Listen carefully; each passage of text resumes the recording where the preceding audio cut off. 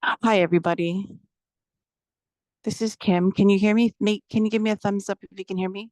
Okay, we are having technical difficulties at Mission Memorial, so we apologize. You guys can't hear us and we can't hear you. So, what we're gonna do is we're gonna try and, without some feedback, we're gonna leave a phone on so you can hear the discussion and the presentation occurring online. We apologize in advance that you can't hear us, but we're going to try it this way. We're going to start. I think we're giving one last ditch effort to see if we can connect, but we're going to go ahead and start the meeting. So bear with us.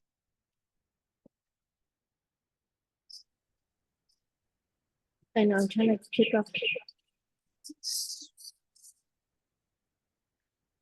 That mic got to come down off. I got to keep only this mic on. How's that? I get feedback. So I'm like, is on.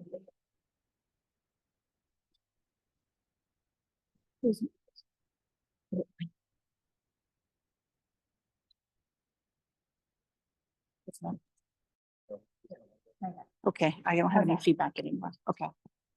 You want to watch this, or can I have someone watch this? Couldn't, other than other three of us. So just got to be able to, yeah, no, you're gonna, your microphone. This is the only microphone.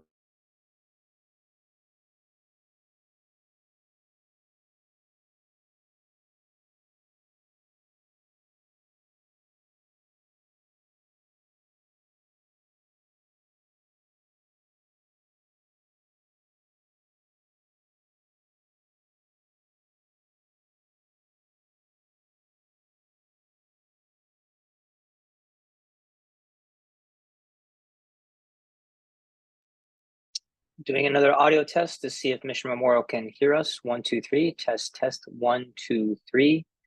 Hello. Yes, I can hear you. Yes, I can hear you. Okay. Oh, maybe I have to do it. Yeah. Okay.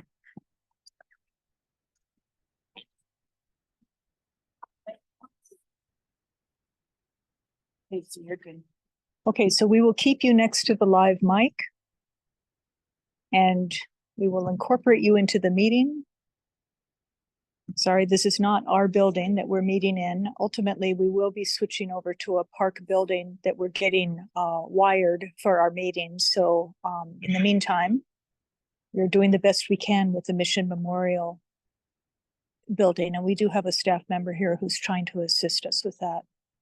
But we will make do and respecting people's time. If we can start with this kind of duct tape method. And if we can get it fixed during the meeting, we'll switch over to the official method. You'll be on. Okay. So,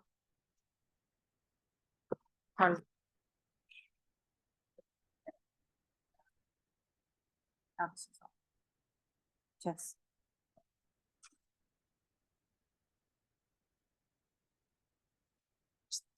Just, we don't have a microphone.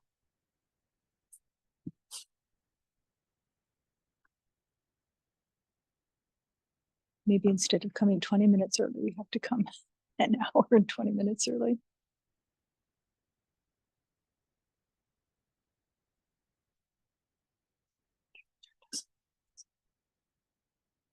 We'll just walk it back. Go ahead, Carla. We'll just have to walk that mic back and forth. Well, everyone, we're going to call this Monday, July 15th meeting to order. Board of Parks and Rec, please come to order. Agenda item number 1, roll call. Carla Hauser, Ron, excused.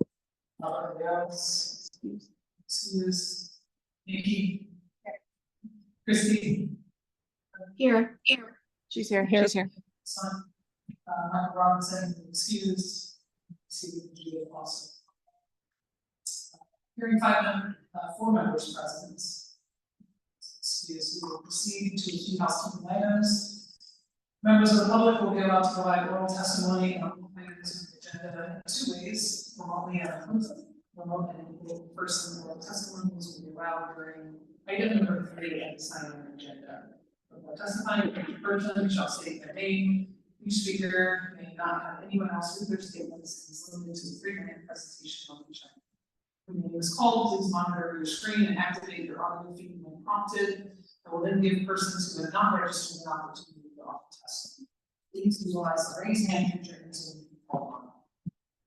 Once all remote testifiers have testified, I will proceed to in-person testimony in Mission Memorial Auditorium. Persons who have not registered will be given an opportunity to speak following the oral testimony. Written testimonies, including the testifier's address, email address, and phone number, will be available to the public as described on the posted agenda. As a courtesy, please turn off all cell phone. Moving on to agenda number 2, approval of minutes. Board members, included in your packet are the draft summary from the April 15th, 2024 board meeting held in the Mission Memorial Auditorium. May I have a motion to approve the minutes, April 15th, 2024 meeting? Any objections? Hearing none, so ordered.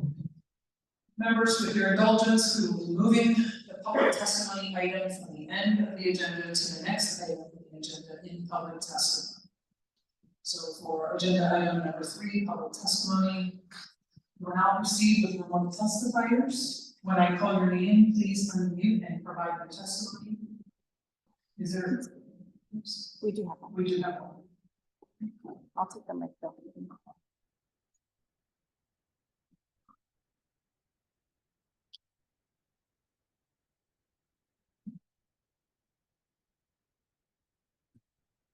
You can go ahead. Can everybody hear me? All right, great. Yes. I'm hoping we don't get some feedback because I got the phone in the, oh, I guess that's off. Okay. So my name is Dave Morris. I live out in Eva Beach. I am here in my individual capacity, not as representing an organization, but I'm the committee chair for the Cub Scout pack that serves Eva Beach and Kapolei. I'm also the junior vice chair for the VFW post in Eva Beach. And you know, the thing that kind of brought me to this committee meeting, I saw you guys had something about community partnerships, and it seems a little opaque to me right now. I'm trying to understand a little bit better how to engage with the Department of Parks and Rec. There's a lot of things that you guys do that involve things that both of the organizations may want to get involved with as we try to, you know, increase our involvement in the community out here. The initial impetus that got me here today was the fact that, you know, I found it a little bit challenging going down, and a lot of the stuff is over, you know, we do camping, and the camping permits office, they want you to show up in person with a paper form and a check, and you can only do that downtown. I spoke to somebody on the phone there. We were trying to get something for the Cub Scout pack. We got 60 kids. We're trying to get out camping, and they said that we could go down to the Kapolei Holly office. And when I got down there, they looked at me like I was cross-eyed and told me to go back downtown. And when you live and work on this side of the island, the traffic and everything, you lose half a day every time you got to go down there, and you have to go down there to both apply and later a second time to you know, pick up. So when you're a volunteer like me, that's burning 2 half days basically of your work time from your day job to try to dedicate and, you know, make this opportunity for the kids. So I would like to see that process improve a little bit. You know, I think allowing it by mail or anything like that would make it a lot easier as a community organization to participate and work and collaborate, especially out here on the leeward side. But other than that, the other thing I would like to understand, and part of why I wanted to see the presentation on the community partnerships, is I'm trying to understand how organizations like the ones I'm involved in can get a better seat at the table, I guess, on these kinds of things, because we did the Kapolei City Lights Parade last year, and it was kind of we started early, and we had some good conversations, and then it seemed like we got forgotten about, and they scrambled and got us in at the last minute. But I'm trying to understand. I know you guys are a board kind of oversight, but I'd like to make sure or understand how that community partnership process is supposed to work for engaging with the Department of Parks and Rec. And so that's really kind of what I came here to see and observe. That's all I have right now. I hopefully maybe some of my questions may be answered through the presentations.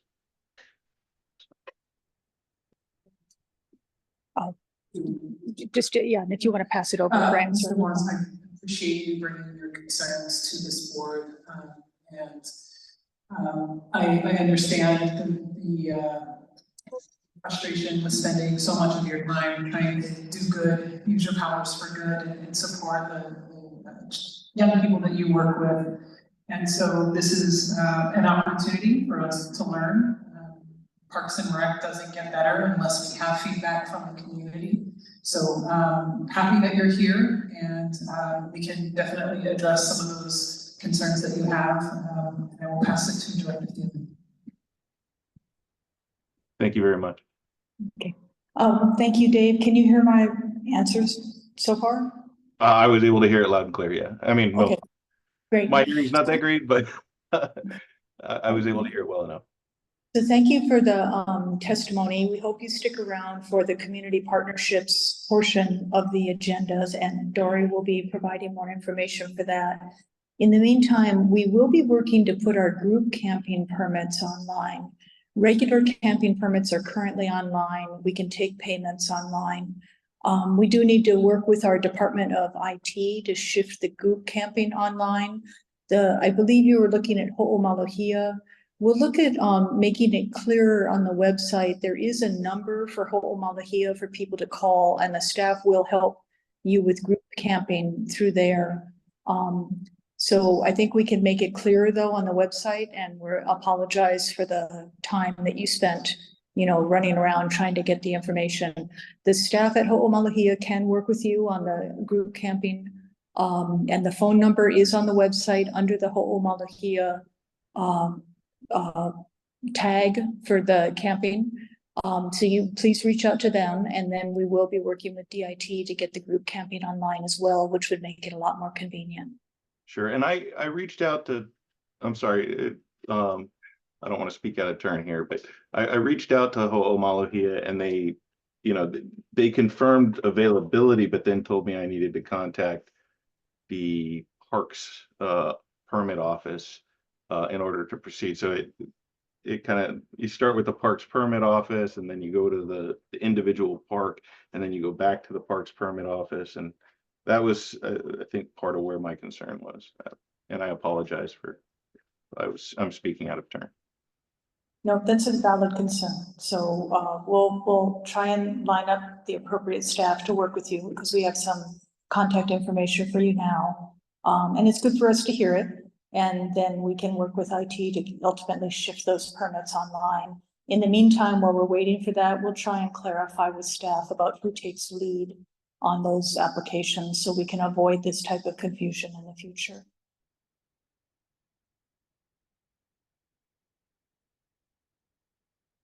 Okay. I'll go next.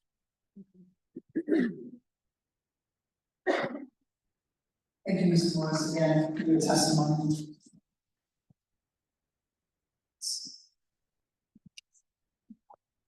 Is there anyone else who wishes to testify? Seeing none, we will now proceed with in-person testimony in the auditorium.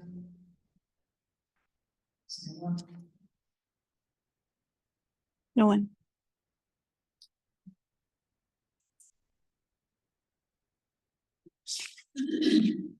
Okay, next item on the agenda is a vignette presentation by ESD.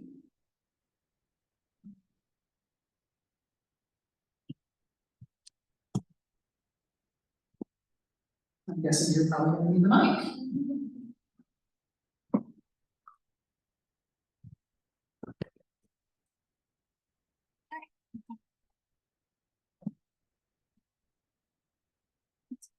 Yeah.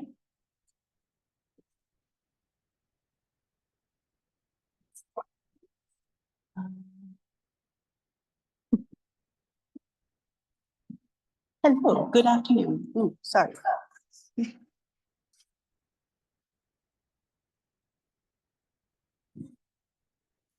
Let's see. So Derek and I are part of Executive Services Division.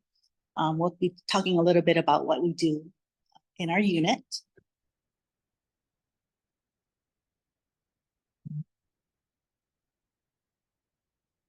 Is it starting?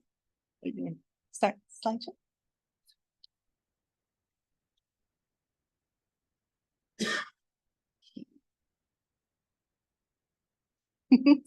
Boy, we're having a lot of technical difficulties here.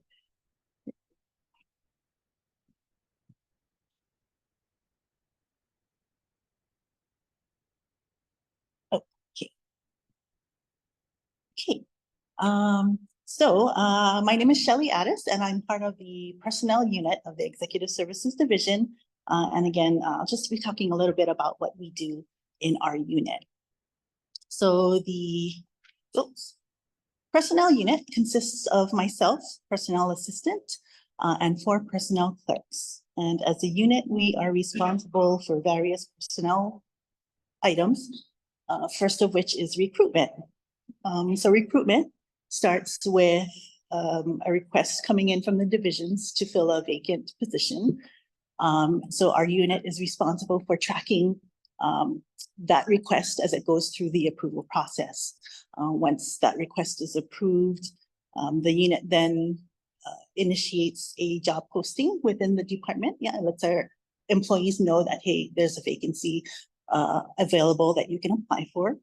We may also request the help from the city's Human Resources Department to post that position or advertise that position to the general public so they can apply as well. The recruitment then goes through, the divisions does their interviews. Once there's candidates available, they'll notify our unit that they made a selection, and then the recruitment process ends with the onboarding of the selectee. Due to city policies, the onboarding process may include things like fingerprinting. So we may have to fingerprint the prospective employee as well as schedule them for a medical exam. So we'll work with the city's health services branch to coordinate that as well. Okay, so that's the recruitment process. We are also responsible for processing of various personnel transactions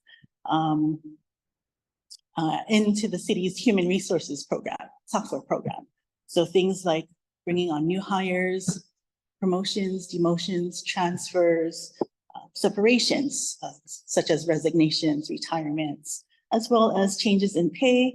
The personnel unit has to enter data for all of those transactions into the city's human resources software. So last year, we did process or enter over 4,200 transactions into the human resources software program. So that's another item we're responsible for is payroll. Payroll starts with the divisions entering employees' timesheets into the city's payroll system. And our unit is responsible for auditing those entries to make sure they comply with bargaining unit policies and budget and fiscal payroll policies as well. So we audit payroll entries for the entire department. We advise and assist supervisors and employees on various personnel matters. So supervisors may call us, maybe they have a question on overtime, or employees might call us, they have a question on their leave accruals. So we'll work with the employees and the supervisors. We'll refer to things like the bargaining unit contracts, civil service rules, the city's payroll or personnel manual. We'll work with the supervisors and employees to try and provide them guidance or find them answers to their questions. We maintain personnel records and files. So each employee in the department does have a physical file, which holds any paper records or forms throughout their time with our department. And that file follows them throughout their career within the city. Processing of various personnel forms. So our unit, various forms and applications come through our office, and our unit is responsible for processing. Some of it just may be a matter of filing it away in the employee files or forwarding it to the appropriate department or section. Some of the forms or applications, such as family leave or temporary disability, does require us to determine if the employee meets the requirements to qualify for those types of benefits. So yeah, so our unit is responsible for processing various types of personnel forms. And lastly, personnel services contracts. These are our contract hires, the bulk of which are part-time employees. So throughout the year, the divisions will submit paperwork notifying us that they want to hire someone for a part-time position. So our unit is responsible for processing them through the onboarding process. And again, it will include fingerprinting or scheduling them for a medical exam. We just finished, or we're at the tail end of our busiest time of year, which is summer. And that's because we are onboarding a large amount of employees for our summer fun programs. So April, a lot of that goes on during April, May, beginning of June. So this year we processed about 570 summer hires. And again, the processing does include fingerprinting, scheduling for medical. And yeah, so we are just about at the tail end of that. And that is it for our personnel clerical unit. Derek? I should use a mic because my voice is kind of loud. Huh? Okay. Good afternoon. No, you good. Okay. Good afternoon. I'm Derek Kyoda. I also work with Shell in the Executive Services Division. And everything she has mentioned over here is very, very true. And I think what's very special about our particular division is that we touch almost every point or phase of an employee's life, from the time they start, their orientation, throughout the career, anytime that they might have some family issues, whether it be on family leave, death in family, what have you, as well as termination, whether they're being terminated, or they're resigning or they're retiring. And what we hope to do is to continue with training. We're trying to do more training with soft skills, because we want to make everybody understand that we are all in the same boat. It doesn't matter which division we are under parks. We're all in the same boat, whether it's floating or sinking, we're all in the same boat. And we hope to be able to get everybody to understand, like Director Thielen and Mr. Morris had mentioned about collaboration and partnership. And that's what it's all about. We are all working for the same goal. And sometimes, one division might feel the other division's not listening, and that happens. But we just kind of want to bring in more training about having people to be a little bit more sensitive to each other, have better communication skills, better, maybe more social skills, and to have more emotional intelligence. Thank you.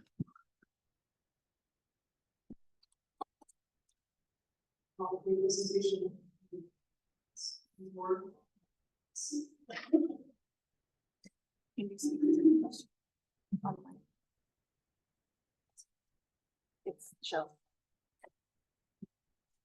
I have a follow-up question. Is there any technology that is in the works that may help streamline the work that you're doing, or is there like a technology gap that maybe we can help support bringing to light for you? Because I heard paper files and I heard like coordination with human resources, and I'm wondering if there are technological advances that can help you streamline some of these things.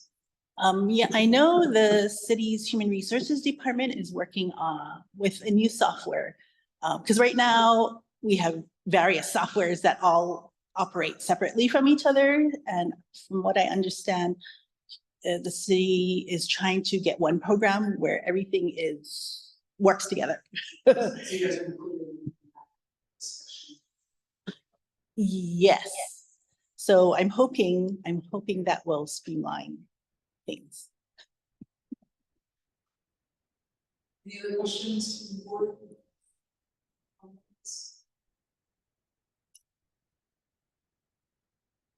Thank you so much. Thank you.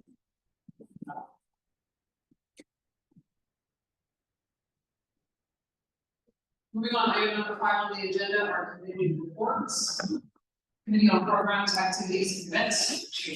Self and the Committee on Maintenance, Improvement, and Community Partnerships chaired by Robert. Yes. Copies of the committee reports can be found in your agenda packet.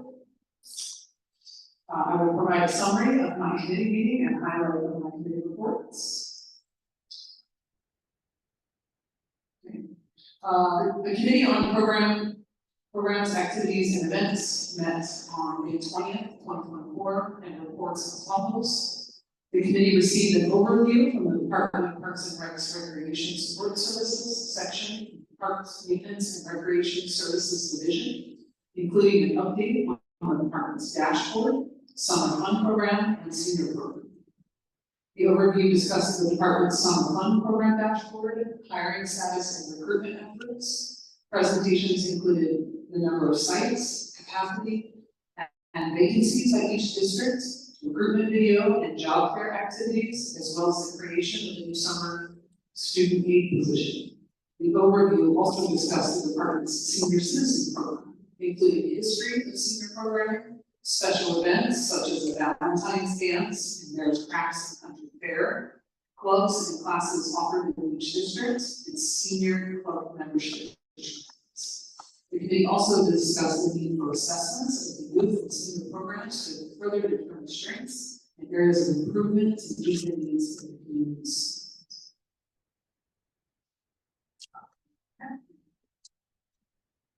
Members, I want to open the floor for discussion.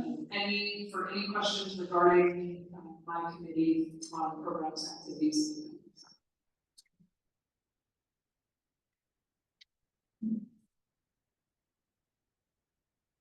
Your discussion, members, may I have a motion to accept and adopt the board's Department of Recreations Committee on program, activities, and event report dated May 20th, 2020.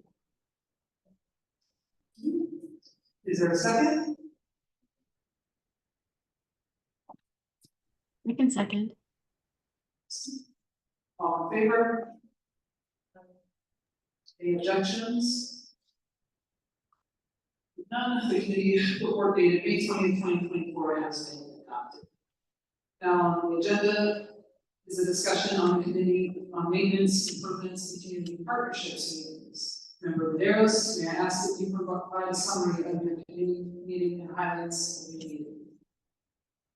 Chair, since he's not here, we'll continue for the matter until next board meeting. You need a motion, sorry. Sorry, can I have a motion to defer the committee on maintenance, improvements, and community partnership meeting until next meeting? So moved. Second. I second. Judith, yay.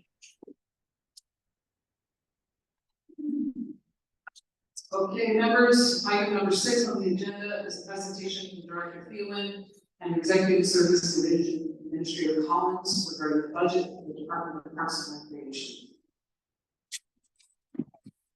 Thank you, board members. As you recall, I think when we originally set up the board, we talked about the full board meetings would cover some of the administrative work of the department in addition to future issues that the board members would want to bring on the table. And then we would have a program committee to deal with the programs and the maintenance committee to deal with the maintenance issues. So for this meeting, the board members had asked for an overview of the department budget as well as personnel office. So we're going to cover the current budget that just recently passed the council. But before we do that, I had passed out a 1.5 page table, which covers the process that we use for the DPR operating and the capital improvement project budget calendar. And I'm going to ask Dory to put that up online. We did not finish this in time to be part of the board materials that were disseminated. We will add it into the minutes and make it available. This is more of a draft for us to be working on internally, just to be able to prepare for the budget calendar. And I think it's worthwhile sharing with you folks in addition to our staff, because the budget is a little bit of a complicated issue, and you're going to get questions from people in the public about the budget as well. So Dory, are you able to pull the email up that I had sent you? Oops. Okay. So she is not at this point, but she may feverishly be looking for that email as we speak. But I just want to say, in any given year, throughout the 4 fiscal quarters, the department is going to be working on 3 separate budget matters. One would be the current fiscal year, because as a budget passes, we work on a fiscal calendar, July 1 to June 30th. We'll be working with the current operating budget and the current year's capital improvement budget. But during that same time, we're also working in 2 prior fiscal years, because capital improvement budgets are good for a 2-year period. And so we will be working feverishly with the Department of Design and Construction to get out the capital improvement funds that were authorized 2 years ago before they lapse in June 30th of that year. And then also with the projects under the prior year's fiscal year's budgeting for capital improvements. And then concurrently, during those 4 quarters, we will be planning for the next fiscal year upcoming budget request. So that what you have in front of you is a table that runs through just based on the fiscal quarters. In some ways, you may want to start with the 3rd quarter, or the 1st quarter, but I put it down for the 1st quarter. So you're beginning in that 1st month is July, August, September, that you can see on the far left side. The prior fiscal years for the CIP only. We may begin in July to be working with the Department of Design and Construction to identify what funds lapsed and what projects funding lapsed for. Maybe there was a contest in the bid, the procurement documents did not get out in time. Which ones do we have to extend the project funding and find new funding for it because the old funding lapsed? At the same time, we're working on preparing our biannual meeting with DDC to go over these priorities in the current fiscal year. And then we're preparing the CIP list for the projects that we will be requesting in the upcoming fiscal year. So it does get complicated. A lot of times you may, as board members, get questions about a project. It may be from 2 prior fiscal years, or even sometimes in the public, they're talking about 3-4 years back. It may be something that is in the current fiscal year budget and it goes into the line in DDC with all the other projects that they're managing for the city. Or it may be something that somebody wants to ask for to be put in the upcoming fiscal year budget. So the capital improvement budgets will be spanning in working funds, not just lapsed funds or projects, over a 3-year, 4-year period. The operating budget will have quarterly deadlines for the current fiscal year for expending funds because they're released on a quarterly basis, and then the planning and preparing for the requests for the upcoming fiscal year. So this is something that we're going to try and get into our departmental operations as far as, writing it out. We know it, but we haven't had it in a calendar, and it can be a little daunting. So then going to the current fiscal year that just passed at the council, you have in your department materials the presentation that we did for the city council in our fiscal year 25 budget request. I'm not going to go through this in detail, but I just want to page through it and then we'll get to page 7. And let Dory bring that up on screen. So what you're seeing is the actual presentation that we gave to the council. So if you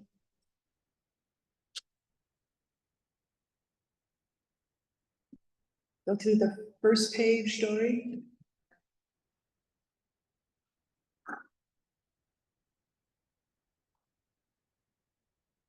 Should I say banner?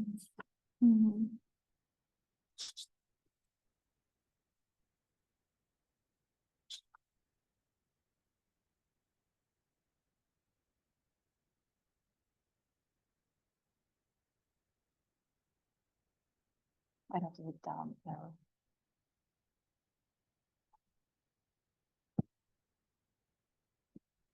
Are you sharing?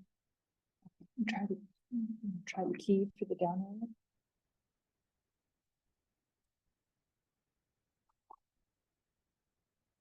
Space bar.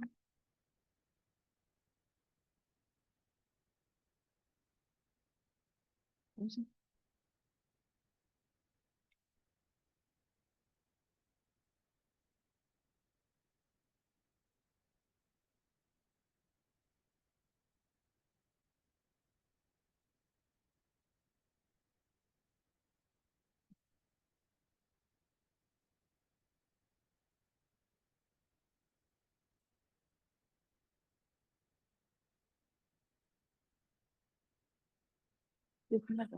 Use that screen.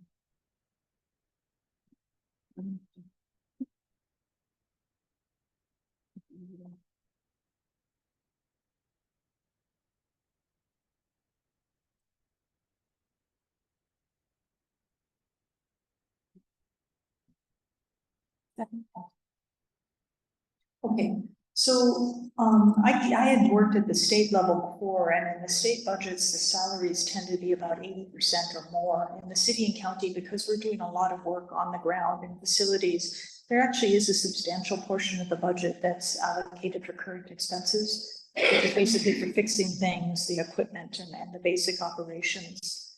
And then you have our position counts there. Next page. The next couple pages, they just break out by divisions. So this is the executive service division budget. Next. Urban forestry, the operating budget and position count. Next. Parks, maintenance and recreation services, operating budget, and the position account is on the next page because that is our largest division in the department. This is what people think of when they think of parks. Next one is, this is where we get into our budget highlights. We've been working with this Blangiardi administration. The issue of equity and then also getting stuff done are the two things that we've really been focusing on. So we asked the city council, and they were very enthusiastic in their support about additional funds to go into this year's budget. So the first request that we made this year for additional funds into the budget is we've been doing a lot of projects through our maintenance support services program, but that requires a lot of work through our master agreements and contracts, which means we need to have people that can get master agreements and contracts through the city system, working with the Department of Budget and Fiscal Services, and then also the work program coordinator that can oversee the projects, inspect the work, and make sure it's being done properly. So we asked for 2 additional positions and the equipment to support them, a second work program coordinator, and then also a new position in our department, an administrative specialist, with the idea that we would bring in somebody who is familiar with procurement and purchasing, so the department could start to take on more of the purchasing ourselves rather than relying on the one office that all the city contracts go through, which is getting a little bottlenecked. And we worked with the administration and got support for this effort. The second budget initiative was dealing with equitable cleaning. We did a table, which I'll share with you in a minute, which showed that the city had not allocated the number of grounds maintenance staff for the Leeward Coast and EBA side in order to keep pace with the population growth that has exploded out there over the last 20 years. We knew that nobody wanted to take away grounds maintenance from their district to move them over to this area. So we've been working on a plan to grow equity over time by the addition of new staff for the Leeward, EBA, and also Central Oahu. And in the future, we'd like to take a look at the Windward and North Shore, which is another area that is understaffed in comparison. But we wanted to take a look at trying something different with the new staff for this these areas. because one of the challenges we have is our grounds maintenance staff, their hours are 6:30 in the morning to 2:30 in the afternoon, which means they're headed back to the base yard about 2 o'clock to put everything away. As you know, if you've been out in our parks, especially on the weekends, but even on the weekdays, there's a lot of people that come into the park after 2 o'clock through 10 p.m. when most of them close. So we asked for what we called special project units. Each unit is 3 groundskeepers, a working supervisor, and 2 working staff in a truck. And so that we would be working hours from 10 a.m. to 6 p.m. and to see if we can provide extended groundskeeping services in the Leeward, Eva, and Central Oahu areas. And then in addition, have additional roll-off containers for refuse, because we're having a problem keeping pace with getting the rubbish removed from the parks. And these are areas, these would go into the Leeward, Eva, and Windward areas, which are under containered in comparison to the other districts. And so that was supported. The positions will go into the base budgets. The equipment is a one-time budget allocation. And then the last item, we had some contract staff that were provided to our department under the ARPA FRF COVID relief monies. These positions were put into our budget with general fund revenue, so that as the COVID money runs out, we'll be able to continue with these. And these are 5 park ranger positions where we're looking at the park ranger pilot project. And so we'll be able to continue that. A recreation specialist for the Adopt a Park program, which is going gangbusters, and our one Adopt a Park person definitely needs a second. And then a recreation specialist to help our one community garden coordinator. And they've been able to update their rules, and they'll be going through a rulemaking process and have identified ways that we can start to expand the community garden program. So that we're very grateful for that support.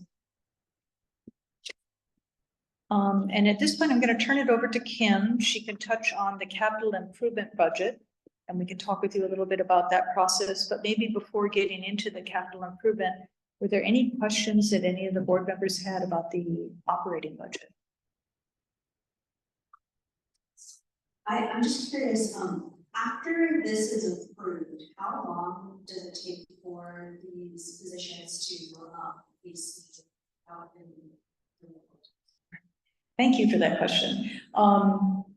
Unfortunately, I have to tell you, it takes about a year. Again, because the processes that we have to go through, you know, it's for the entire city. So it's not just our department, it's every department. And then we're working with the Department of Human Resources to establish the new positions. We have to put those into our organization chart and get approval for that, so the city can keep track of the positions over time. That involves the Department of Budget and Fiscal Services as well as Human Services.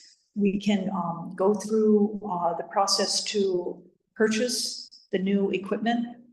We have found that some equipment there's still ripples from COVID about the length of time it takes. But we think these trucks for these particular positions are more standard vehicles. So we're looking at probably about a year to have those in place. We are talking with the managing director, though, about the ability to work with the unions to contract out some of the work pending the establishment of the positions, so that we don't have we're able to meet the community needs in the interim rather than having to wait for an entire year. I have a question. So once these CIP projects are approved, what is the relationship between the administration and finance to ensure, because I heard that most of the CIP lapse, and that's oftentimes a growing concern for the community, is like this money's been allocated, it's not being spent. What does that process look like? Like, who holds the checks and balances to make sure that these move? Is that a still needed role within the support needed to spend and see these projects through, or does that fall really on your administration to get it done? And we just go into the CIP. Yeah, let me go into the capital improvement project budget, and I can answer your question at the tail end, because there's some unique factors with the capital improvement the CIP budget and the fact that I've also had some legislative experience prior to coming here, and I'll continue that perspective of what the budget looks like originally when it's submitted in, is it March, and then what it ends up looking like in June. So as you see in our presentation here, well, let me start from the very beginning. As Director Thielen had alluded to, there is a time schedule that the department goes through and is managing pretty much 3 years worth of capital improvement budget projects. Prior fiscal year appropriation, current fiscal year, and for the next fiscal year. So see, Director Thielen has for a great purpose, was able to work with senior management and get them trained and have them understand the capital improvement budget process. So they did through a whole year process of understanding how do you formulate a budget, such as the one that you're looking at on your screen. So senior management would meet prior, probably before the beginning or the end of the fiscal year, and determine their priorities for the department. So they go through, they can list, it's a pretty long list, and then they go through some analysis, actually they're going through it now, analysis and determining what projects they want to include for the next year's fiscal cycle. So they also have to, again, weigh current projects that are still in the hopper where they're being worked on, what additional monies they need, and then determine if there's going to be any new projects based on feedback within their own districts, and feedback from the community, as well as, you know, just determining, the department determines what's necessary. So the first page you can see here, this is the priorities 1 through 7. This is in no order, this is an alpha, just to let you know, this is an alpha order. And so this one item that we have included into this budget is what we call number 4, Community Development Block Grant Program. That's called CDBG funds. The department was allocated a certain amount of money that we can use for projects in low income and very specific areas. So on top of, and then that's considered cash money, which is very nice, where there's some regulatory processes that we have to go through, but it's not the money that we put aside for CIP's bond floating. We float a bond every year, the city does, for all capital improvement projects. But this is not, so which is really nice. We've been successful in using CIP monies or CDBG monies for repaving and resurfacing of parking lots. But we're looking to possibly expand for other purposes, but in the low income area. So the next page is just going through a couple other projects that the senior management has determined is a priority. A lot of it is still in planning and design, as you can see. And then there's some construction money that you see allocated. So a lot of planning, projects are in a lot of planning. There's a multi-year process. So usually what happens is the first year, you'd like to do planning and design. And hopefully by year 2, you can add, for the next following year, you put construction money in. So there's just a multi-years. It can take up to be honest, it can take a good 2 to 3 years to get a project just to the construction point. So, and priorities and may change during that year and come up that we have emergency work that has to be done on a different project that we didn't anticipate.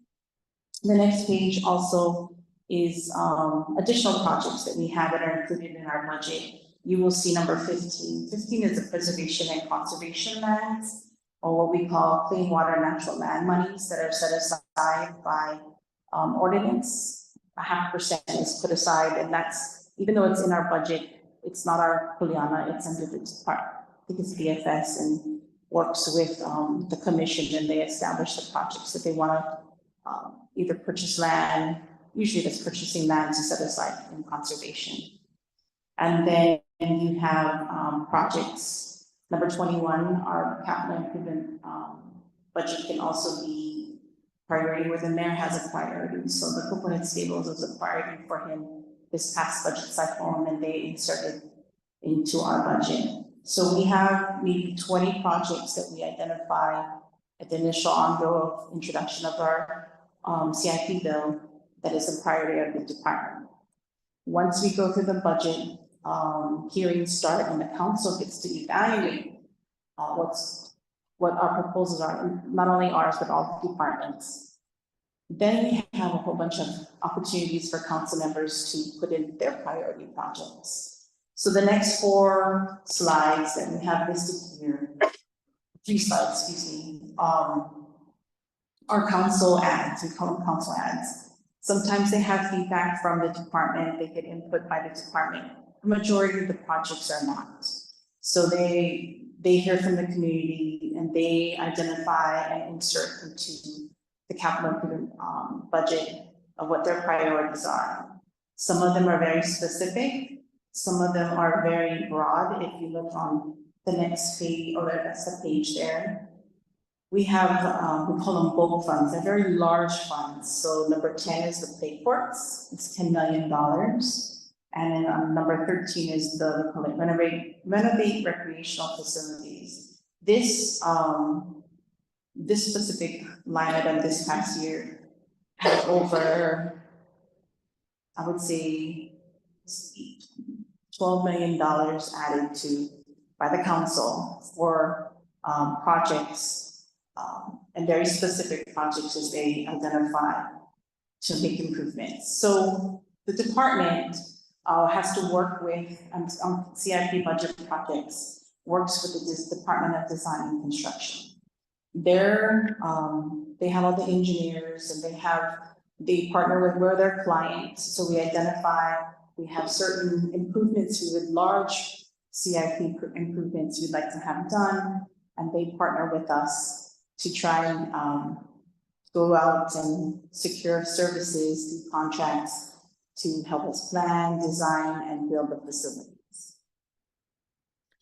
So in total, the City Council added an additional $44.5 million worth of projects to our budget. On top of the 20, I guess we had 50, let's see. I think originally we had 25 million in our capital, but we proposed as a department, they added that additional amount. Not all of it gets spent, and I'll tell you a couple reasons why. Our Department of Design and Construction really only has the capacity for citywide projects to do about $250 million worth of projects every year. And so they can't do everything. And it includes sewer, it includes whatever Department of Design, Transportation is working on. So you talked about MAPS funds. It's very interesting to maneuver through that as to what projects get funded and what projects move forward. It's a collaboration between the administration and the council as to if there's a need, and then the administration supports a certain improvement, then they work with the council member and they release the funds for the project to be done. But it really is, it comes down to a capacity issue for the Department of Design Construction. It becomes a priority for the department as well, because if they're moving forward on a project that wasn't part of our priorities, something gotta give, something gets to put on the side and put on the back burner. So it's a maneuverability, I guess you would like to maneuver through that process. I've seen council ads that have been released, and I see a lot of council ads that have not been released. It just depends on what specific improvement is being requested by the city council. But we, unfortunately, this past year, I don't have the exact figure, but due to other factors, because the Department of Design and Construction also relies on our Department of Budget and Fiscal to solicit all of our bids or construction bids. And if there are issues or everybody comes together all at once with all these projects, some of our projects don't move forward or miss deadlines. So we've lacked some money just recently because of some challenges that the purchasing department faced. And I think it's just because there were so many things coming in all at once. So there's a lot of factors of why projects or monies get lapsed. But we can only float so many bonds to fund these projects. And that's also something that the Department of Budget and Fiscal Services really takes a look at. You know, how much of our debt to raise income, basically income ratio that we have, and whether or not it's prudent to float that large bound amount, and whether or not a prudent credit rating. So there's a lot of other factors to that. The next item that we have is we have major equipment. So this department has been blessed this year with a lot more money than we anticipated in regards to, well, I shouldn't say a lot more money, but a different source of money. Normally, major equipment is included in our capital improvement budget because the lifespan of some projects, depending on what equipment we purchase. If it's a large truck for Duff, a boom truck, or that costs $365,000, it's financed and purchased via bonds. This year, we have received an influx of cash money. So we have projects that, you go to the last, slide 19.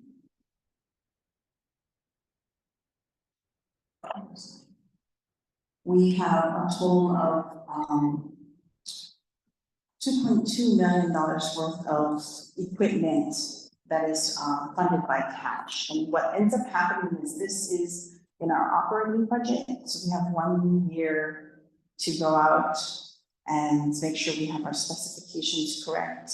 And the Department of Budget and Fiscal Services goes out to bid and have people that provide bids for our equipment. And we have until June 30th of 2025 to spend this money. So that's usually a large task. Usually there's 2 years if the equipment are funded through the CIP budget, you have 2 years to kind of get your ducks in order. This year we don't. We have kind of a big task in front of us, but we just, there's a group of us that met, and I think we're poised to make sure that all of the long processes that have to occur, we're poised to submit our $2.2 million worth of equipment ready to go. Because it's not, it goes through a series of other departments. And then for our CIP budget, we have $3.6 million worth of projects that are funded through CIP, of which we're still moving forward with.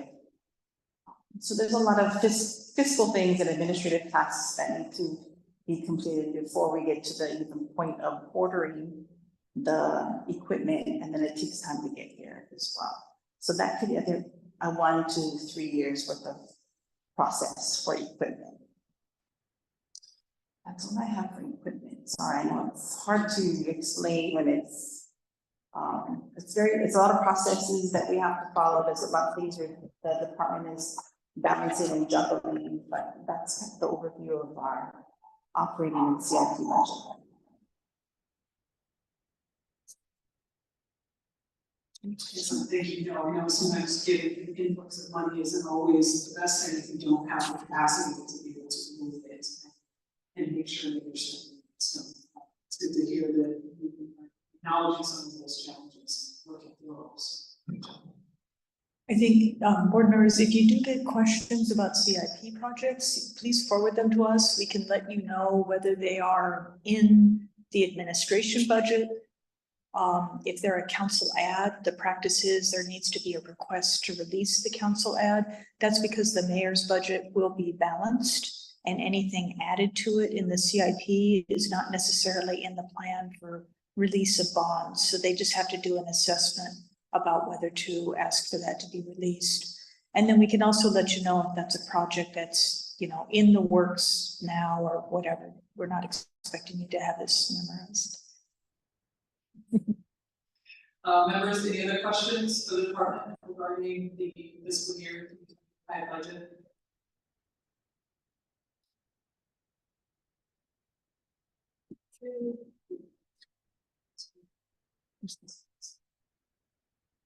Okay, agenda item number 7, presentation on community partnerships. Executive Assistant Lori.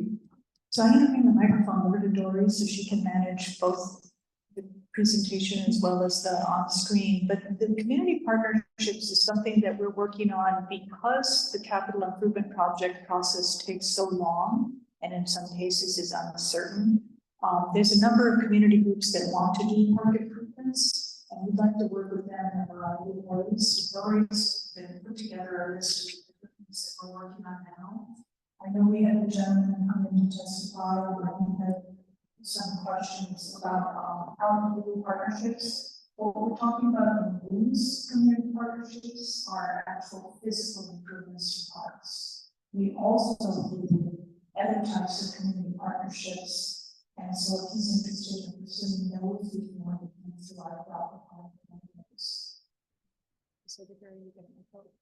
I don't think so. If you do, I can. Hi, can you guys hear me? Okay, so Dorimana Matsui, Department of Parks and Recreation, Office of the Director. So we are fortunate enough to have community partners who want to really give back to their communities through their own time, energy, as well as resources. So on the front here, you're actually looking at 808 Skate partnering with Department of Parks. This is Kailua Skate Park. They donated a lot of money, time, energy, design, as well as funds to actually improve the skate park here at Kailua District Park. This actually was completed in 2021. The rest of the projects in this presentation is actually still ongoing. So that's very exciting for us. But in the past, we actually have had other types of projects like this that has been complete. This is Wahiawa District Park and Nathan Nahina. So the mayor actually had 11 town hall meetings last year as well as this year. And this year, Nathan and his team came out to Wahiawa Elementary School and shared the idea of expanding the existing Wahiawa Ski Park at the district park over there. And so we met the department and us, the department and Nathan have met on site. And through much discussion, it looks like this lower kind of trapezoidal thing on the bottom right, that's the area they're actually going to expand and build a bigger skate park for beginners and advanced. And so therefore the existing skate park will be repurposed, possibly to some kind of multi-purpose court or something. So that's kind of exciting for us. So that is actually still in discussions because we're also going to be doing community outreaches with the other community groups that use that park. Sorry, the next one is Mililani District Park and A1A electricians. They also actually came to the same town hall meeting in Wahiawa and shared that they actually wanted to light up the Mililani skate park. And through much discussion and working with our other city agency, Department of Facility Maintenance, we are able to, as a city, we actually have access poles and lights, and A1A electricians are actually going to provide the labor and the supplies. So we'll be able to, hopefully, if all goes well, we're actually going to be meeting again on site to finalize the installation plan next week. And by the end of the year, we should see lights at this skate park. So we're very, very excited. The next is Kamamalu Neighborhood Park and the YMCA. This is actually in town. If you're familiar with where the Pali YMCA is, it's the park right next door to it. Many years ago, 2015, 2016, they came to the city asking to build a parking lot in parts of Kamamalu Neighborhood Park. And we have an agreement with them since 2016 where they'll be developing this parking lot as well as a new comfort station closer to the YMCA, so they can also assist in security and watching and making sure everything is safe at the park. This parking lot will be metered and have a little over 100 stalls over there. Centennial Park Waikiki and the Rotarians, the Rotary Club of Honolulu. So this park is actually about an acre in size in Waikiki. And for approximately 4 decades, the Rotarians have been trying to develop this park in Waikiki. And what you see is their perseverance and being able to do phase 1. So they actually, when the Mayor Blangiardi and his administration came on board in 2021, we actually blessed this park and opened it up. Phase 2 is actually for the rock wall for the perimeter, and that's still going through permitting right now. Kupohi Neighborhood Park and Honolulu Disc Golf Association in 2019. This group came to us. They wanted to have a dedicated disc golf course, and so we found an underutilized park in Punea, and they now currently have a 9-hole disc golf course there. And this year they're proposing to donate tee-off boxes. So that's still kind of an exciting working with this group as well as they continue to develop this disc golf course. Waimanalo District Park and Holly San Miguel and her team. So she has truly persevered through neighborhood board meetings, and mayor's town hall meetings. And so right now we found an area at Waimanalo District Park where they're going to have a dedicated pump track. And we're still in discussions for the design. But she's persevered, so that's always exciting. Yeah, no, not and finally, Makiki District Park and the United Korean Association of Hawaii, commonly known as TUCA. We had the old library at Makiki District Park, which was closed because the library closed over there. We had an agreement in 2022 where this group will be using the 2nd and 3rd floors to activate and have classes and events at this park. On the 3rd floor, they actually have a Korean historical exhibition that talks about the Koreans in Hawaii. So it's kind of interesting. So by having this agreement with TUCA, they've been actually able to activate this park in town, in urban area. So it's been kind of nice to see. And so if anyone has questions regarding what I've shared or how this came to be, let me know. Otherwise, mahalo and thank you for listening.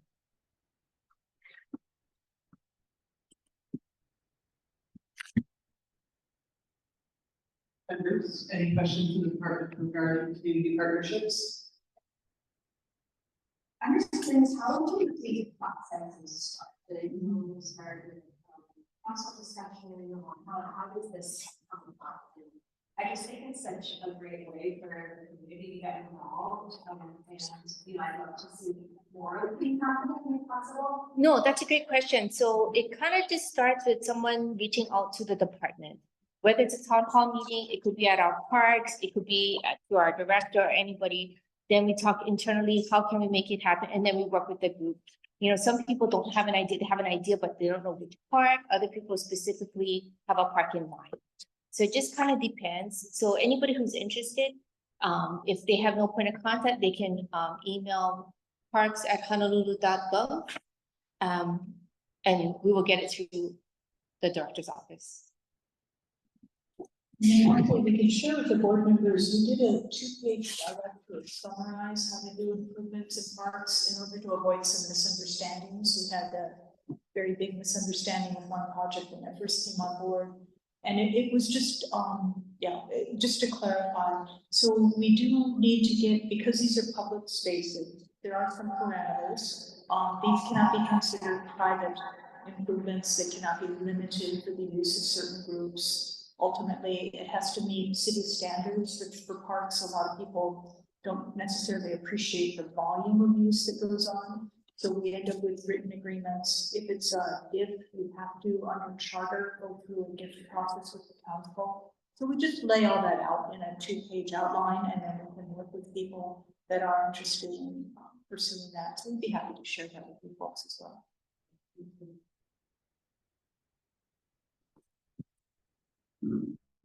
Hi, Winston, see that you have a question. Go ahead and unmute yourself and I'll let it so we can hear you and then respond to your question. There are trees.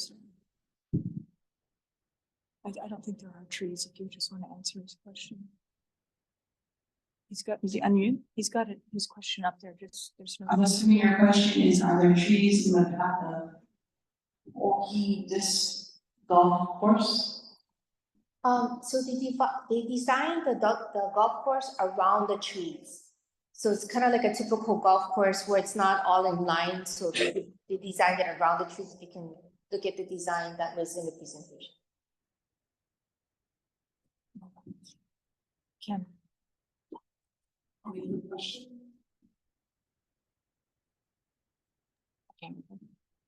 This is Christy. Can you say more? This is great. I love to see the different ways, organizations are partnering with you. Are there certain types of partnerships you're looking for in the future that we could look out for? Or I'm just curious about the advantages, like the benefits that you see in terms of the partnerships. Is it helping, maintaining the space, or, offering more rich activities and offerings? Is that where you see the benefit of the partnerships too?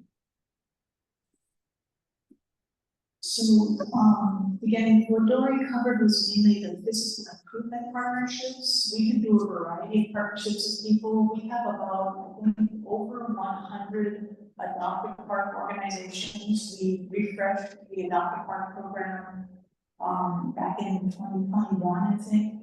And so since that time, when we updated it, about 100 different organizations have come in and signed on adopted park agreements where they're doing specific 4 or more activities in a park in a given year. That tends to be kind of a baseline for adopted parks. So cleanups, other types of activities that they may be doing in a park. We have groups that come in and want to do murals, and so we can work with them under a mural agreement, and it gives process through city council, and they put murals into parks. We have people that have approached us for an activity in a park that's less than 4 times a year, and we do that type of thing through a different type of an agreement. We have a bench donation program. A lot of people want to donate a bench or a table at a park. And then these types of improvements, I think what we're really looking for when people want to do like a planting in a park or an improvement, that they have the capacity to carry it forward. We need to have some level of stamina to get through the city process, because a lot of times it's not just our department. If it's an improvement, we need to also have to go through the engineers to make sure that it's meeting city standards. They need to meet the regulatory requirements that are triggered by that type of improvement. If maybe the group wants to do the design and have us do the construction, and again, it's, they have to meet the regulatory and city standards. So I think it's people that would have a realistic understanding of the amount of work it would take to carry these through conclusion, whether they be, designing something or actually constructing something. If they want to do a planting, can they maintain it? Because we may not have staff to be able to maintain it over the long term. So do they have the longevity and stick to it? That's a word. So that type of partnership.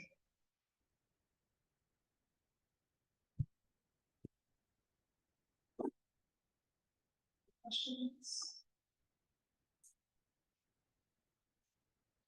Okay, members, we're going to move on to item number 8 on the agenda, which is a presentation on DPR personnel by the SD Administrator in College and Communications Officer Francis. And Chairman, with indulgence, we're going to combine item 8 and 9 just because it's of the hour. It's 2:25, so we just want to be respectful of everybody's time. So as you said, Kim Collins, administrator for the Executive Services Division. As you can see, we have all the nuts and bolts of the administrative work. We don't have the programs and the maintenance fun stuff. We got the everyday good stuff that we do for our department. So I'm just a second slide there, and next slide. Just high level overview for FY24, 2024. We had a milestone of about 100 hires, and we were able to, as a department, fulfill that our own goals that we had for the fiscal year 2024. As a department, we had a overall vacancy rate of 17%, which is pretty good compared to, if you look at the number of employees we had for the department. Next slide. And then of the 2024 We experienced some separations and we realized that we have separations from retirements and separations. And we had an overall net increase of 35 people. If you want more information, we can provide you. We're still trying to analyze the data as to the number of retirements, the types of separation, either being personal, termination, or I have some figures. We had 14 out of separations, the 14 left for personal reasons, 6 were terminated, and then we have some that are up for other reasons. So we're still trying to analyze it and see how better to what improvements we can make as a department. For 2025, next slide, we have a goal of hiring for 114 individuals, and we have a vacancy goal rate of 12%. So we'll see how we can, how well we can move forward on that. Then just next slide.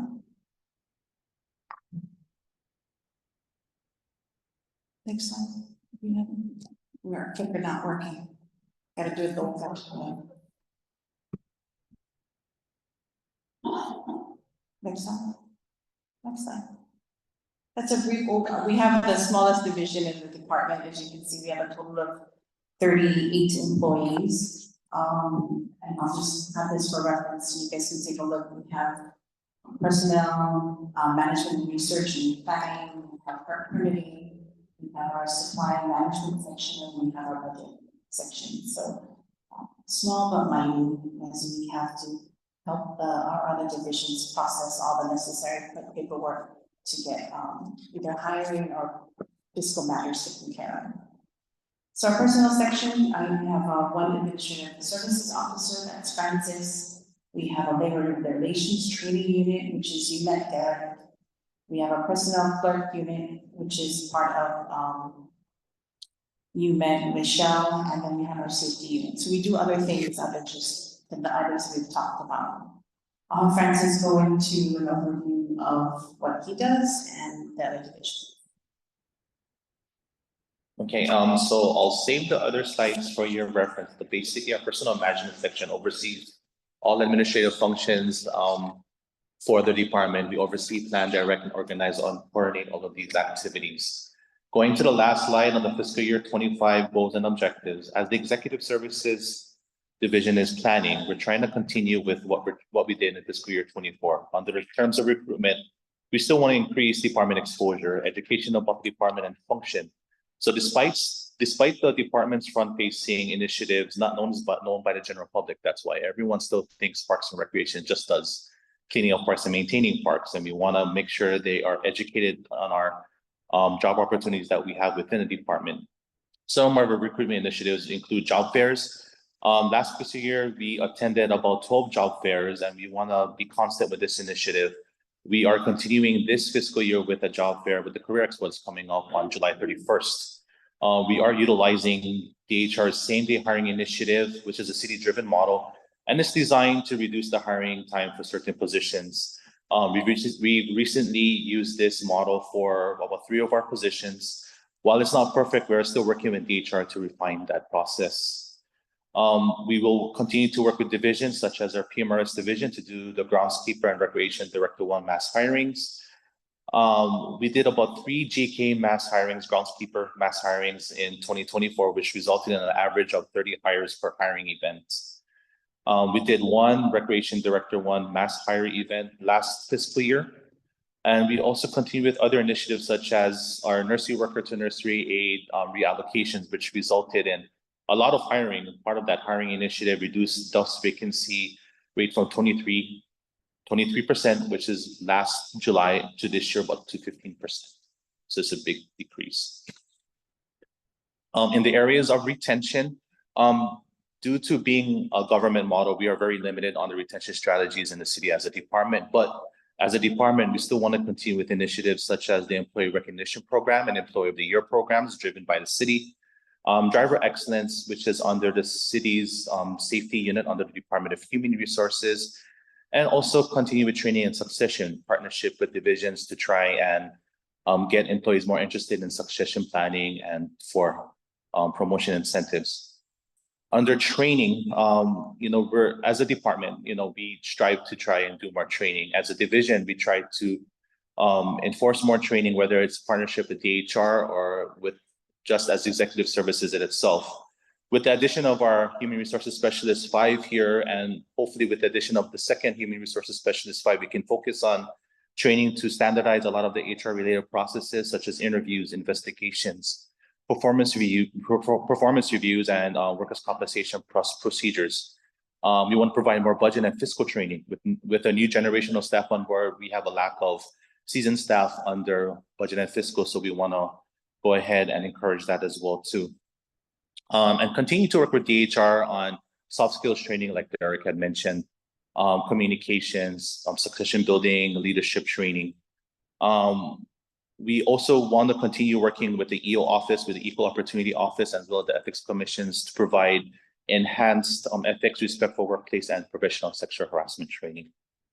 And in regards to safety, we are looking to do a lot more safety-related type of training, such as park inspections, proper park inspections, driver improvement training, and more safety-related training, such as hazard communication training and ladder training as some common goals. That's it. Members, any questions related to the comments?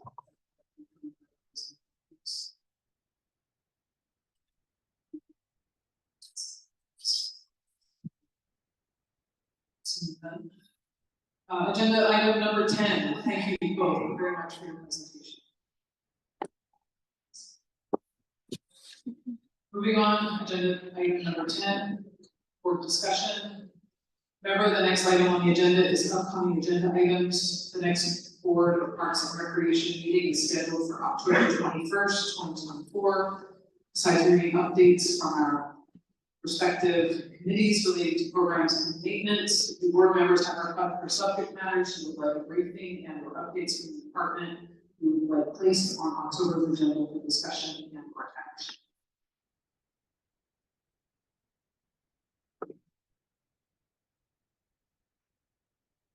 Hearing none. Next item is board announcements. Chair, I'm sorry. If any of the board members do have ideas that they want to have placed on the agenda or topics, please feel free to contact us, and we can put those on either the committee agendas or on the full board agenda. We know that you would ask for the briefing for this particular board meeting. The next time the full board will meet will be 3 months from now. So, just to give us enough advance notice to just have an indication of what you'd like to cover at that point. Thank you. Thank you. Agenda item number 11, announcements. Members, as a friendly reminder to place a hold on your busy calendars. The next set of meetings for our board is as follows. Committee on Programs, Activities, and Events, scheduled August 19th, 2024. Committee on Maintenance, Improvements, and Community Partnerships, scheduled for September 16th, 2024. The Board of Parks and Recreation meeting is scheduled for October 21st. There being no further business, this meeting is officially adjourned. 2:35. Thank you.